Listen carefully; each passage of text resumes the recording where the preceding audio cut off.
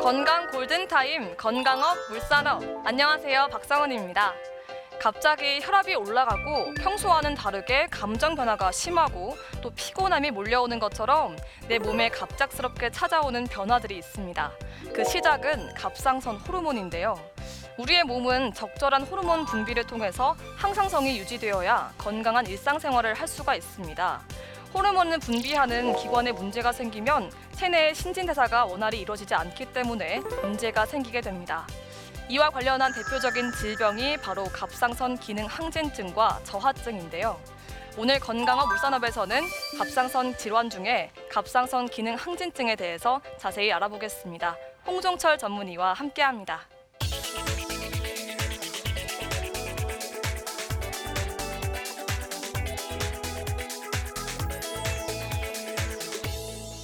갑상선 기능 항진증 어떤 질환인가요? 갑상선에서 갑상선 호르몬을 분비하게 됩니다. 이 항진증이란 말은 말 그대로 갑상선이 과도하게 정상보다 호르몬을 많이 분비하는 상태를 항진증이라고 정의를 합니다.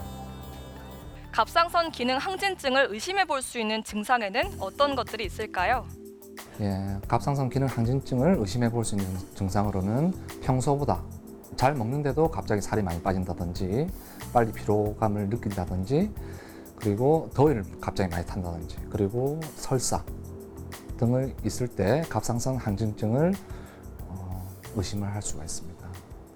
제 주변에서도 갑상선 기능 항진증에 걸려서 일을 잠시 쉬는 분들 계셨는데요. 왜 갑상선 기능 항진증에 걸리는 걸까요? 제일 흔한 것이 그레브스병입니다. 그레브스병은 자가 면역 질환의 일종으로 자가 면역 질환은 우리 몸에서 안 좋은 대상으로 여겨서 계속 면역세포가 갑상선을 공격을 하게 됩니다. 그러면 이러한 갑상선은 방어 기전으로 갑상선 호르몬을 과도하게 분비를 하게 되고요. 이렇게 되면 항진증 증상이 생깁니다. 그 외에 해조류가 많은 음식을 섭취를 했다든지 그리고 내하수체 종양 등이 있을 때도 항진증이 발생을 할 수가 있습니다. 그렇다면 빠른 진단과 치료가 무엇보다 중요할 것 같은데요. 갑상선 기능 항진증의 치료 어떻게 하면 효과적일까요? 제일 먼저 중요한 것은 갑상선 기능 검사를 해야 됩니다. 피 검사를 통해서 이게 정상인지 아닌지를 구분할 수가 있고요. 정상보다 증가되어 있을 때 항진증의 경우 항갑상선제를 써야 합니다.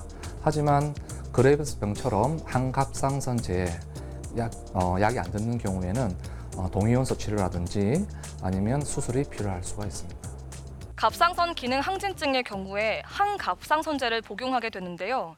복용할 때 주의해야 할 점이 있다면 어떤 게 있을까요? 갑상선 약을 복용 시 주의할 점은 따로 없지만은 약을 먹었을 때 부작용이 나타날 수가 있습니다. 제일 흔한 것이 가려움증입니다. 가려움증인데 이러한 가려움증이 계속 지속되면 이제 항갑상선제도 약을 교체를 해야 됩니다. 그리고 무가립구증이라고 해서 갑자기 열이 나거나 목이 아픈 증상이 있을 때는 빨리 약을 중단하고 담당 주치의와 상담을 해야 됩니다. 이러한 경우 2차 감염으로 사망도 가능하기 때문입니다. 그렇다면 갑상선 기능 항진증을 치료받았다면 완치도 가능한가요? 예, 물론 완치도 가능합니다. 완치가 되는 항진증도 많지만은 그레브스병처럼 약을 써서 완치가 되었다가 다시 재발하는 경우도 많습니다. 그렇기 때문에 항진증 증상을 알았다면 정상이라 하더라도 주기적으로 피검사를 통해서 재발 유무를 확인하는 것이 좋습니다. 갑상선 기능 이상 환자들이 늘면서 식생활에 관련한 궁금증도 많을 것 같은데요. 해조류에 요오드 성분이 풍부하게 들어있는데 갑상선 기능 항진증의 경우에 해조류 섭취를 제한해야 할까요?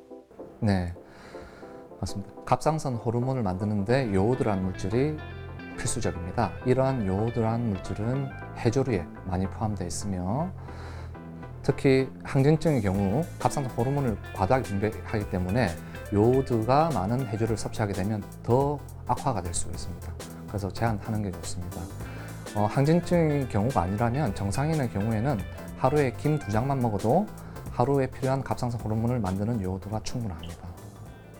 네, 말씀 잘 들었습니다. 내 체질에 맞게 음식을 섭취해야 하듯이 운동도 마찬가지인데요. 체질에 맞는 운동을 선택하는 것이 무엇보다 중요합니다. 갑상선 기능 항진증을 앓고 있다면 교감 신경을 자극하는 유산소 운동 대신 호흡을 편안하게 유지해주는 요가나 기체조 같은 운동이 도움이 된다고 합니다. 여러분 준비되셨나요? 오늘도 요가 동작 함께 배워보시면서 건강한 하루 보내시기 바랍니다. 고맙습니다.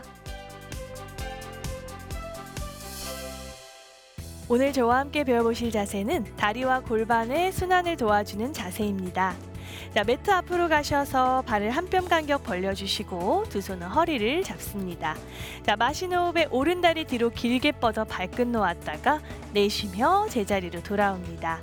반대쪽 마시며 왼발 뒤로 길게 뻗었다가 내쉬며 제자리로 돌아와 주세요. 자, 이때 다리를 뒤로 뻗으셨을 때 뒷무릎이 굽혀지지 않도록 길게 뻗는 느낌 유지해 주시고요. 상체 숙여지지 않도록 바르게 세운 상태에서 진행해 주세요. 좌우 30회 반복해 주세요.